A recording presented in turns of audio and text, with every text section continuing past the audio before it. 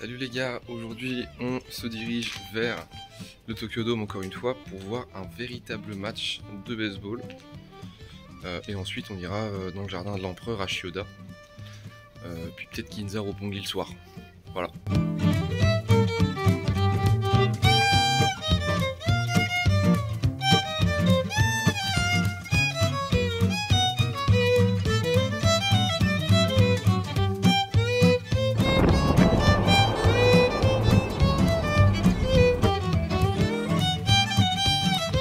Alors j'ai des choses à dire sur le baseball. Déjà on va commencer par la base. Est-ce que vous connaissez le baseball?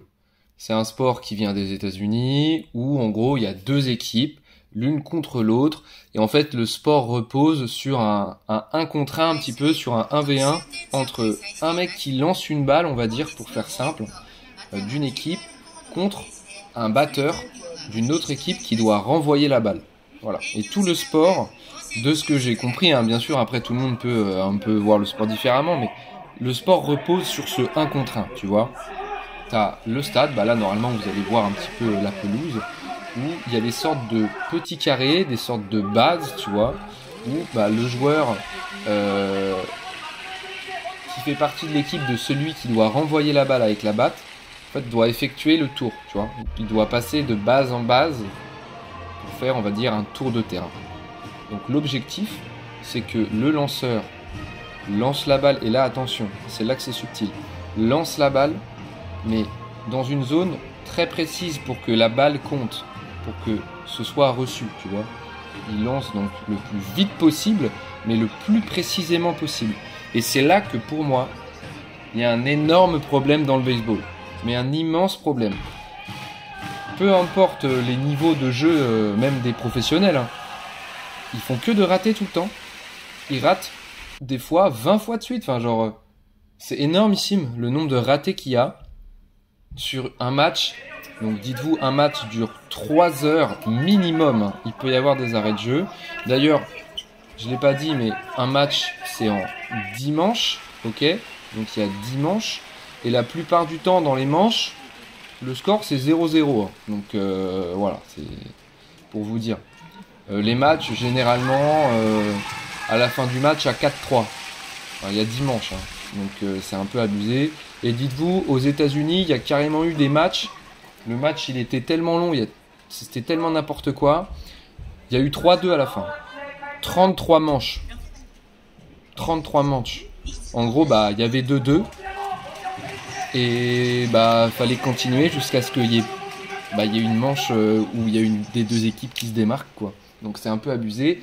Bon, rassurez-vous, dans le baseball japonais, il n'y a pas ce truc infini. Au bout d'un moment, il y a match nul. Si jamais il y a nul, il y a nul. Voilà, ils rajoutent quelques manches supplémentaires. Mais c'est pas comme aux States.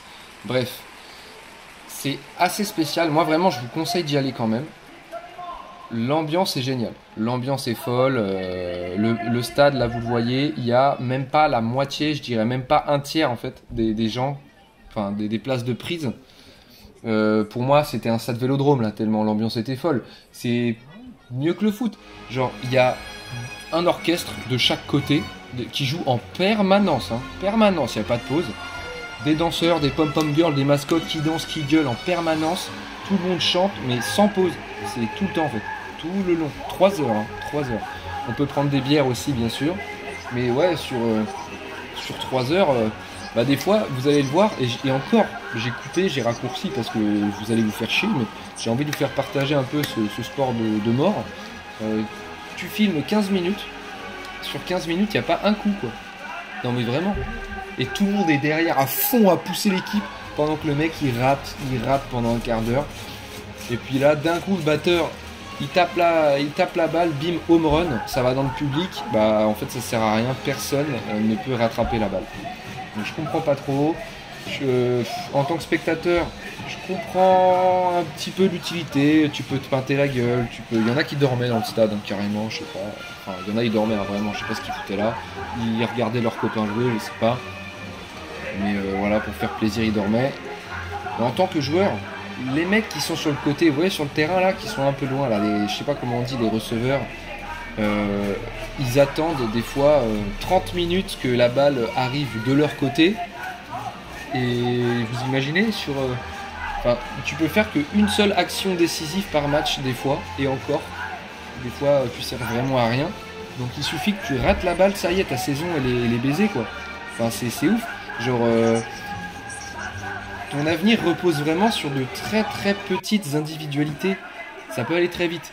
Tu rates 3 fois la balle en une semaine, ça y est, t'es un joueur éclaté, tu vois. C'est un peu spécial. C'est pas comme au foot où bah, tu rates le but, tu rates de marquer, enfin, tu tires à côté, tu rates ta passe, bon bah t'as beaucoup d'essais, enfin c'est oublié, tellement dans le match tu vas toucher beaucoup de fois le ballon. Là, la balle, tu vas peut-être la toucher qu'une fois dans 3 heures.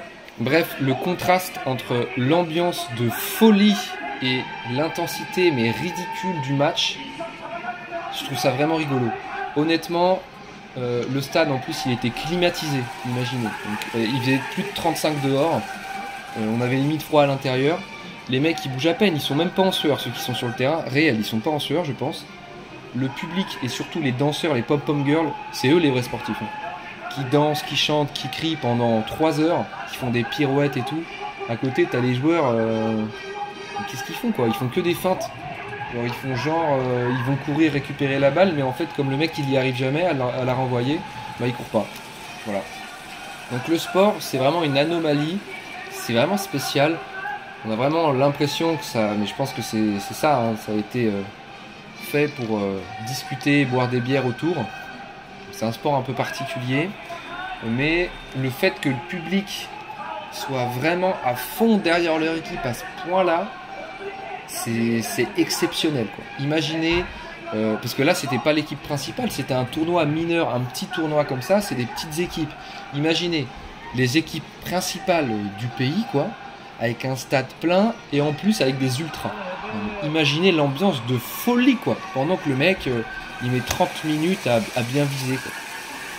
C'est lunaire un petit peu.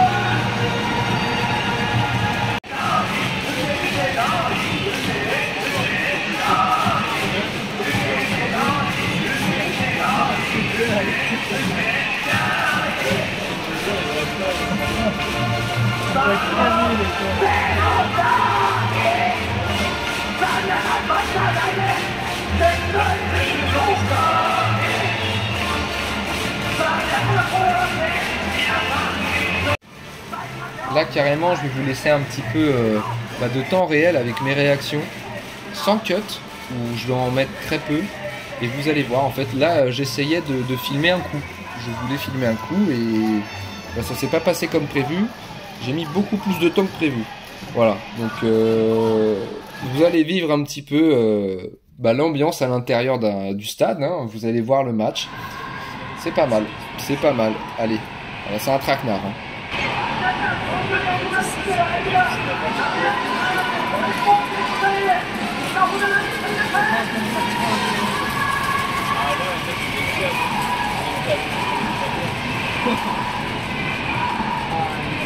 Je vais essayer de filmer un coup, mais je peux attendre longtemps, je pense. Ouais, c'est ça.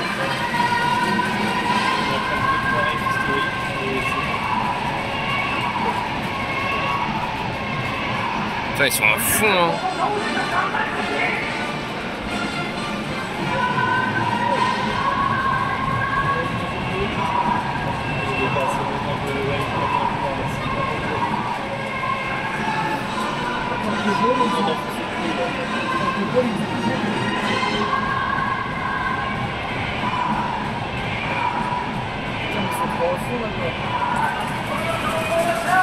En même temps, ils sont en train de gagner. Normal qu'ils soient à fond.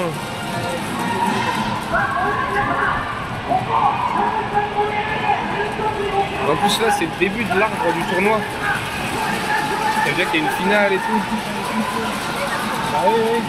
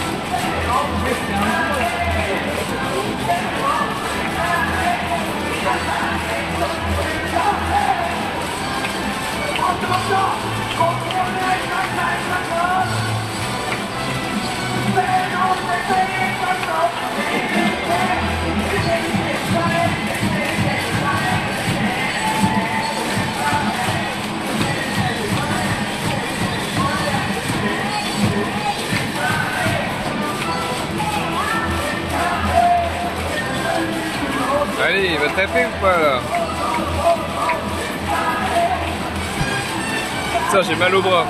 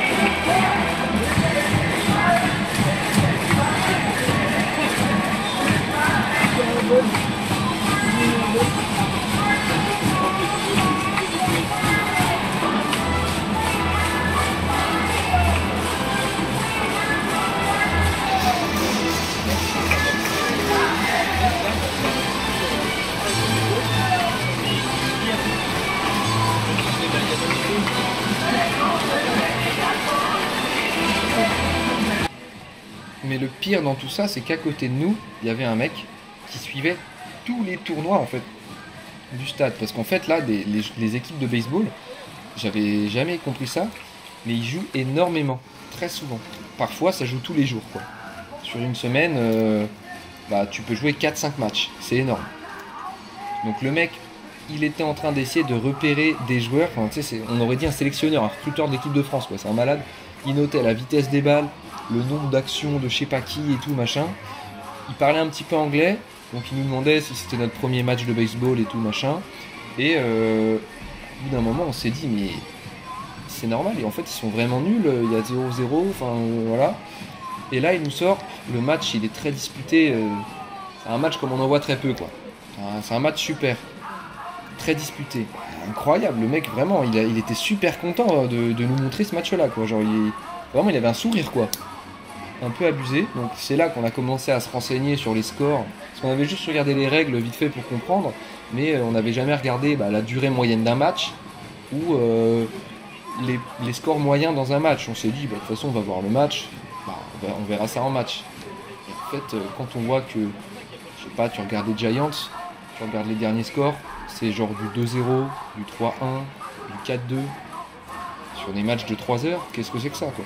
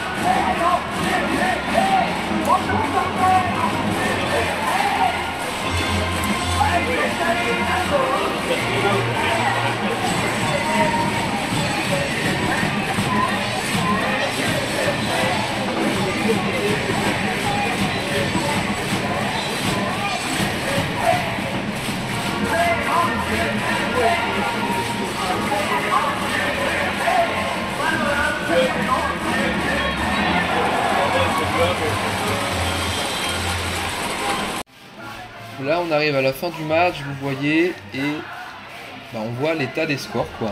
Il y a énormément de 0, sachant que pour avoir 0, faut que le mec il ait vraiment raté énormément de fois quoi. Pour que aucun joueur n'ait fait un tour de terrain, c'est que vraiment cette manche là était pas top. Voilà. C'est bon, match fini, 5-4 pour l'équipe qui recevait. En vrai, 5-4, ça a duré 3 heures.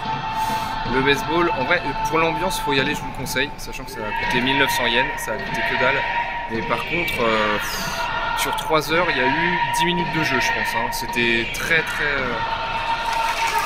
court, le véritable temps de jeu. Et pour l'ambiance, allez-y. Et en moyenne, dans les matchs, c'est 4,27 les scores marqués par équipe. Donc là, 5-4, c'est que c'est un match plutôt classique. Hein. Et apparemment, c'était un bon match. Donc, Juste là. mec, il y a beaucoup.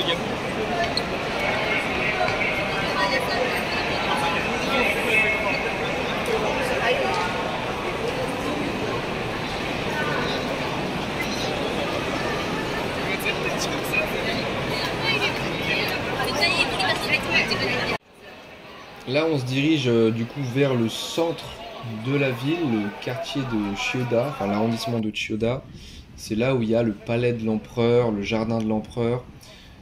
Pour essayer de vous le comparer à Paris, c'est comme si c'était un petit peu le quartier de la Défense. Il y a énormément de gros immeubles, de sièges d'entreprise. Là, les mecs ils sont vraiment en costard-cravate, mais c'est des mecs qui sont très hauts dans des hiérarchies, c'est des gars qui pèsent un petit peu. C'est vraiment à l'américaine. Voilà, c'est un peu Wall Street. Je sais pas comment le qualifier autrement. Et on le ressent. Donc là, comme on peut le voir, on est dans une gare, mais en fait, une véritable gare. À chaque fois que je parle de gare, de station de métro, c'est vraiment, en fait, pas vraiment des gares, c'est des stations de métro. Les stations de métro, de train, en fait, au Japon, sont vraiment gigantesques. Des fois, on va voir des stations de métro aussi grandes, voire 2-3 fois plus grandes que certaines gares ferroviaires françaises, voire plus encore hein, que ça en termes de grandeur. C'est indescriptible. Enfin, je peux même pas vous quantifier de combien de fois c'est plus grand. La gare de Shinjuku, enfin c'est pas une gare, mais la station de Shinjuku, c'est la plus grande station du monde. Je peux même pas vous dire combien de fois elle fait la gare de Rennes ou de Nantes ou de Marseille. Enfin c'est incalculable. Elle est immensissime quoi. C'est aussi grand que ma ville par exemple. Hein. La station est énorme.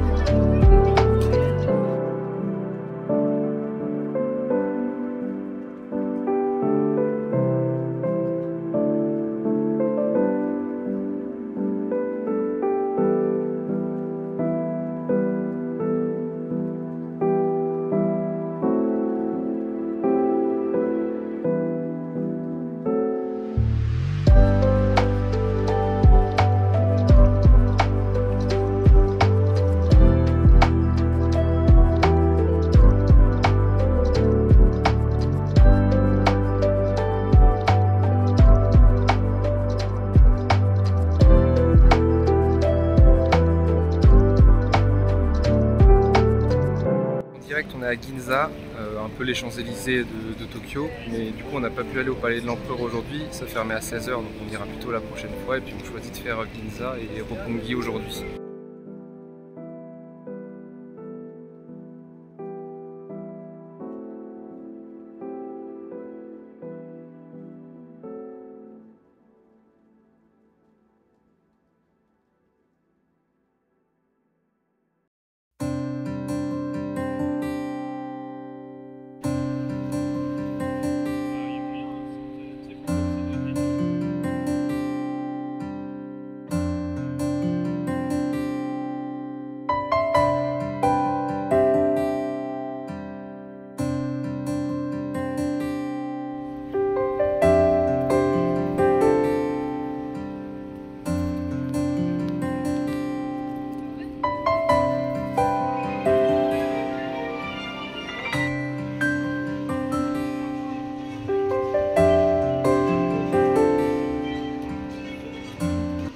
C'est bon, en direct de Roppongi, là on arrive à Roppongi Hills et on va ensuite passer par Tokyo Midtown. Donc le soleil va se coucher, on va voir les petits bâtiments s'illuminer, tout ça, il y aura peut-être des boutiques à faire, ça va être sympa.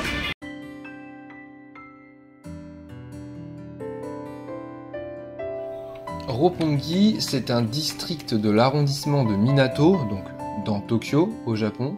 Il est connu pour sa vie nocturne et la présence des touristes étrangers et expatriés, bien que la majorité des visiteurs soient japonais. Donc souvent, quand on entend parler de Roppongi, on va parler de Ginza, et Ginza un petit peu Champs-Élysées, là où il y a toutes les boutiques de luxe et tout, mais Roppongi aussi.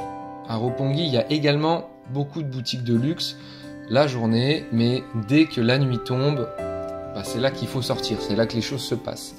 Donc, concernant un petit peu l'histoire du quartier, donc simple croisement de deux rues jusqu'après l'ère Meiji, Roppongi est devenu par la suite le secteur des divisions pour l'armée japonaise impériale. Le quartier faisait partie administrativement d'Azabu de 1878 à 1947. Après la Seconde Guerre mondiale, donc l'armée des États-Unis s'y est établie, donnant à Roppongi la réputation d'être un quartier d'étrangers. Donc là, on commence à comprendre pourquoi encore aujourd'hui ça a cette réputation-là.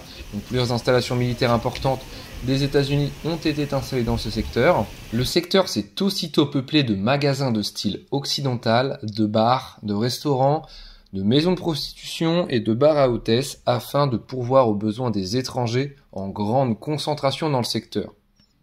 En 2003, s'est ouvert le complexe de bureaux et commerces Roppongi Hills, dont fait partie la Roppongi Hills Mori Tower, gratte-ciel de 238 mètres, qui abrite le musée d'art Mori.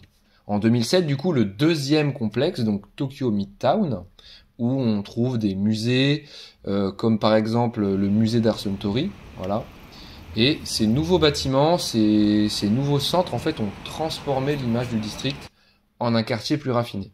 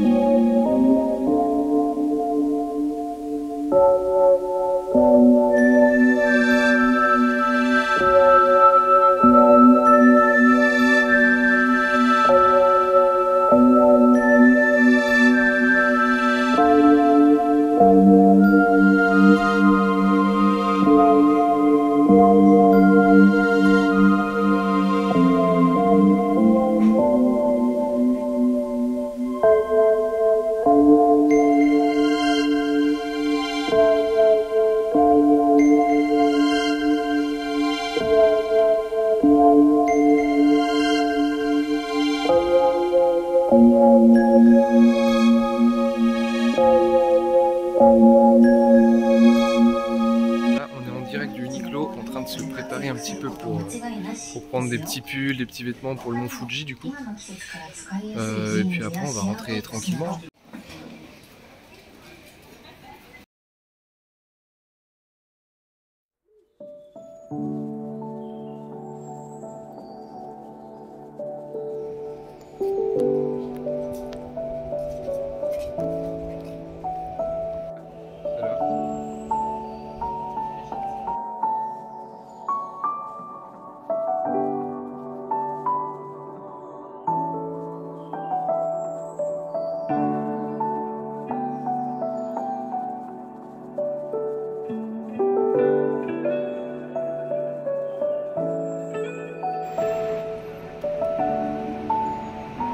C'est bon la team.